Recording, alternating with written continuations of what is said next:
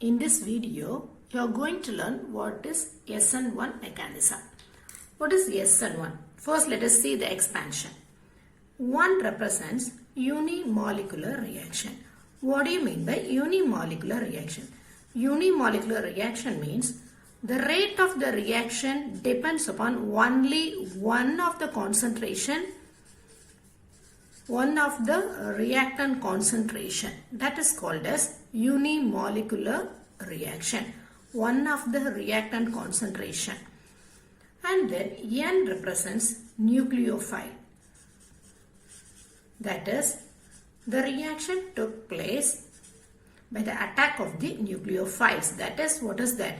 Nu minus. The reaction took place by the attack of the base.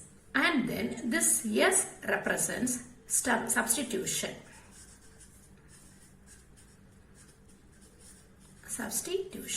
So now let us define SN1 reaction.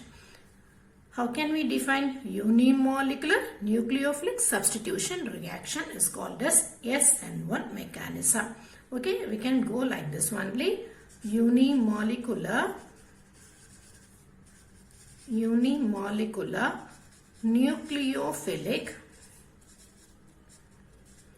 substitution reaction is called as SN1 reaction. Now, let us go to the mechanism for that. So, what are the conditions we have while we are doing this reaction? The reaction took place only in the presence of the polar solvents. What do you mean by polar solvents?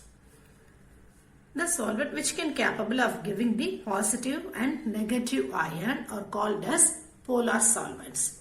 And then here, what are the things we are going to concentrate means SN1 reaction usually took place by tertiary groups. Tertiary means we people know, that is, the carbon is attached with 3 alkyl groups. That is called as your tertiary group.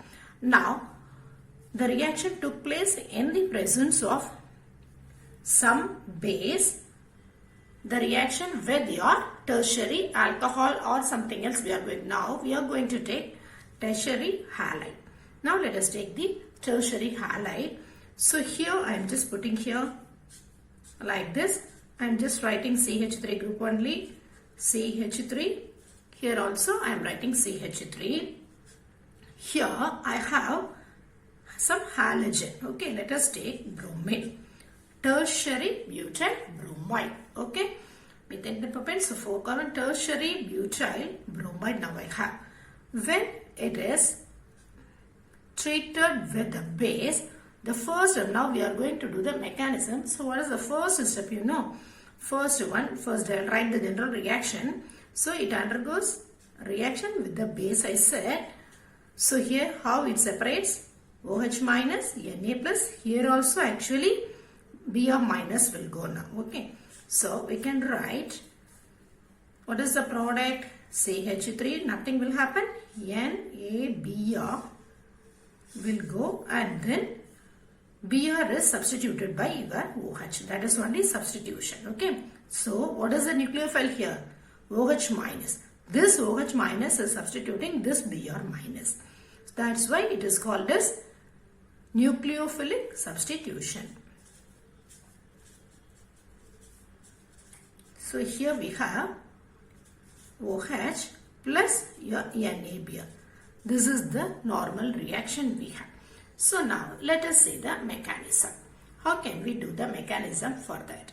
Here actually the very important thing, the rate of the reaction depends only upon this tertiary butyl bromide, not with this NaOH. That's why it is called as your unimolecular. Okay, so the rate of the reaction depends on only this tertiary butyl halide. Okay, and then the first step is always, now let us go to the mechanism. I will write the first one, CH3, CH3, CH3. Okay, in the first step, this is the first step actually. I can write S1 here, step 1. Okay, in this step, what is going to happen? So here, So in the first step, the bromine will go up like this. So CH3, C, CH3, CH3, and here this Br is going there, so it becomes now positive charge. That we can call this as carbocation. Positive charges are usually called as cation. Here the carbon is having, so it is called as carbocation. So first step we have this carbocation. Listen, very important. This carbocation is very important here. When this carbocation form, immediately it undergoes the reversible reaction. First step of this one is very slow, but the reversible step is possible, that is very fast. Usually the rate of the reaction is calculated with the help of only the slow step.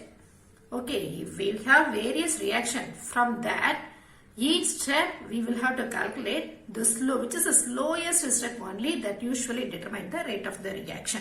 The first step is very slow, but when this carbocation formed immediately, there will be a reversible reaction is also possible here. So we have our Br minus. Okay, this is our Br.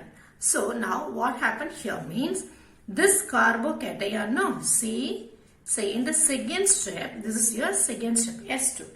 In this second step, here I have this carbocation, CH3, and then here CH3.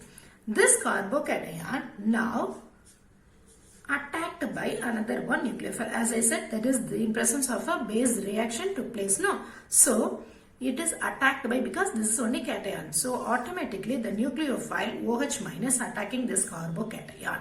So here we have simple one, tertiary butyl alcohol we have. Tertiary butyl alcohol. This is actually the second step. Okay, so this only determines your rate of the first step, slow step is only determines your rate of the reaction. Now, what are the steps you should know? What are the things you will have to know means, first one here, now let us talk about the stability of this carbocation. Stability of this SN1 reaction. So in this SN1 reaction, as I told you, listen, we are taking only the tertiary halides, as I said, isn't it? So we are having only the tertiary compound now. In that tertiary compound, what is the product we had here? Yes, we had, that is your tertiary butyl alcohol we had. Okay, so first step is very slow. Second step, there is the reversible reaction is as usual very fast. So when the carbocation C plus is formed, immediately it gives very fastest reaction. It gives very fastest reaction. So alkyl halide, either the alkyl halide is formed or the product is immediately formed. So the reactivity of tertiary halides are very high when comparing to secondary, and then it compared to. So this is only when we have the tertiary compound, the rate of the reaction is very high. That is, the order of the reactivity for the tertiary halides are very high. The order only follows like this. If you need more video like this, subscribe, like and share the channel. Press the bell button for notification. Thank you.